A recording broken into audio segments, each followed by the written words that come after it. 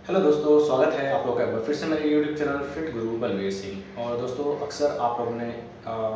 देखने वालों में से बहुत सारे ऐसे लोग होंगे जिन्होंने ये सुना होगा या खुद भी कई बार किसी और से कहा होगा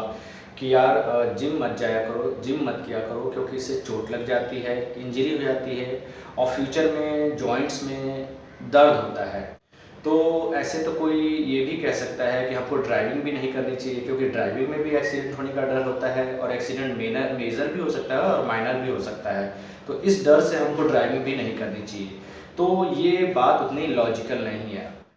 बात यह है कि जब हम एक्सरसाइज के अलावा कोई और काम जब करने जाते हैं अपनी लाइफ में, तो उस काम के रिगार्डिंग जो बेसिक गाइडलाइंस है, जो रूल्स है, हम उसको जानने की कोशिश करते हैं जितना भी पॉसिबल है, और उसको जानने के बाद उस काम को करना शुरू करते हैं। लेकिन हेल्थ और फिटनेस के मामले में, डाइट के मामले में, ट्रेनिंग के मामले में लोग अक्सर इस चीज़ को इग्नोर कर देते हैं कि अब मैंने डिसाइड किया कि मुझे ट्रेनिंग करनी है और मैंने जिम ज्वाइन कर लिया है, लेकिन जो एक्सरसाइज मैं करने जा रहा हूँ जिम के अंदर,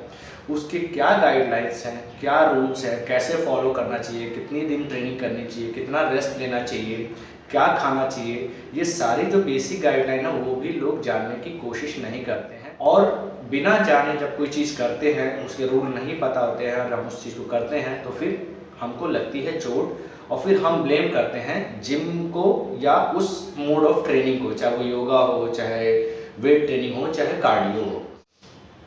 मैं ऐसे बहुत सारे लोगों को जानता हूँ जिन्होंने ये गलती की है और उसकी वजह से उनको अपनी लाइफ में मेजर नुकसान झेलना पड़ा है और आज तक वो लोग झेल रहे हैं। तो आज मैं इस वीडियो में यही बात करने वाला हूँ कि एक पर्टिकुलर एक चीज़ की बहुत सारे रीज़न होते हैं चोट लगने के, जिम के अंदर खासकर, या एनी मोड ऑफ ट्रेनिंग, चाहे आप योगा कर रहे हो, चाहे आप कार्डियो कर रहे हो, चाहे आप वेट ट्रेनिंग कर रहे हो, कोई भी मोड ऑफ ट्रेनिंग आप कर रहे हो, तो उसमें हम लोग जो प्रोग्रेस करते हैं, अगर वो सही प्रोग्रेस नहीं करेंगे और रैंडमली कुछ भी प्रोग्रेस, कुछ भी बढ़ाएंगे, घटाएंगे, बहुत ज़्यादा बढ़ा देंगे, बहुत कम बढ़ाएंगे, तो एक तो फ़ायदा नहीं होगा, और बहुत ज़्यादा अगर बढ़ा के ट्रेनिंग करेंगे तो चोट लगती है। तो वो क्या रीज़न है, खासकर जिम के अंदर जो लोग वेट ट्रेनिंग करते हैं उनको वेट कैसे बढ़ाना चाहिए। मैंने क्या देखा अक्सर लोगों को, मोस्ट ऑफ द लोगों को, 100 में से 95 लोगों को, कि उनको अपना पिछला वेट उन्होंने क्या यूज़ किया था बेंच प्रेस पे, स्क्वाट्स पे, कितने वेट यूज़ किया था, कितना रेपिटेशन यूज़ किया था, लोगों को मोटा मोटी याद होता है लेकिन एग्जैक्ट याद नहीं होता है। इसकी वजह से क्या होता है, जब वेट वो लोग बढ़ाने की बारी आती है तो वेट, सपोज दैट पिछली बार उन्होंने 10-10 किलो से बेंच प्रेस किया था, इस बार जाके सीधे 20-20 कर देते हैं लोग, यानी 10-10 किलो सीधे बढ़ा दिया। तो ये गलती है, ये जो प्रोग्रेशन है ये बहुत अनहेल्दी प्रोग्रेशन है। इस तरीके से हमको वेट नहीं बढ़ा के एक्सरसाइज करनी चाहिए। इसकी वजह से जॉइंट्स में अक्सर चोट लगती है और फिर हम ब्लेम करते हैं कि जिम नहीं करना चाहिए, जिम करने से चोट लगती है। हम अपने आप को या अपनी नॉलेज को ब्लेम नहीं करते। तो जब वेट बढ़ाना होता है तो हमको एक तो याद होना चाहिए, कम से कम पॉसिबल है तो लिख लीजिए, नहीं लिख सकते तो याद होना चाहिए कि पिछली बार जब मैं ट्रेनिंग करने आया था तो कितने वेट से कितने रेपिटेशन स्क्वाट्स किया था, कितने वेट से कितना रेपिटेशन मैंने बेंच प्रेस किया था, या जो भी एक्सरसाइज आपने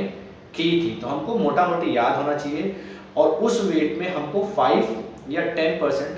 वेट बढ़ा के फिर ट्रेनिंग करनी चाहिए। या अगर जनरली बात करूँ तो आप मान लीजिए कि आपने 10-10 किलो बारबल में 10-10 किलो लगा के आपने बेंच प्रेस किया था, 12 रेपिटेशन आपने हिट कर लिया था सक्सेसफुली, तो आप उसमें 12.5 कर लीजिए, ज़्यादा से ज़्यादा 15 कर सकते हैं, बट सीधे 20 करना बहुत ही अनहेल्दी प्रोग्रेशन है। इसकी वजह से 100% चांस है कि आपको कभी ना कभी चोट ज़रूर लगेगी। ऐसे ही रूल, यही रूल सभी मोड ऑफ ट्रेनिंग पे अप्लाई होता है। मान लीजिए आपने कार्डियो किया, आपने पिछली बार आए थे ट्रेडमिल करने या रनिंग करने, बाहर पार्क में गए थे और आपने घड़ी के समय से 20 मिनट रनिंग की थी। अब आपने सोचा कि यार 20 मिनट तो सही लग रहा है, कंफर्टेबल है, कुछ बढ़ाया जाए, तो टाइम इंक्रीज करने की आपने कोशिश की, तो 20 मिनट से सीधे 30 मिनट नहीं करना है, तो 22 मिनट कर लीजिए, ज़्यादा से ज़्यादा 25 मिनट कर लीजिए, बट सीधे 30 मिनट नहीं करना चाहिए। इस तरीके के अगर आप प्रोग्रेशन के साथ आप ट्रेनिंग करेंगे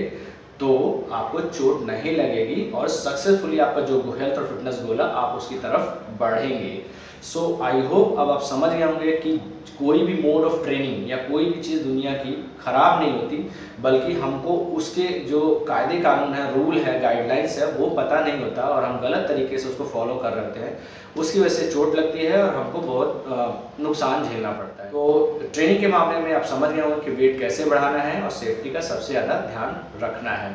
so thank you for watching this video. इसके अलावा भी कोई क्वेश्चन हो ट्रेनिंग से रिलेटेड, डाइट से रिलेटेड, तो आप लिख सकते हैं कमेंट सेक्शन में। डेफिनेटली मैं उसका रिप्लाई करूंगा according to my best knowledge. Bye bye guys and take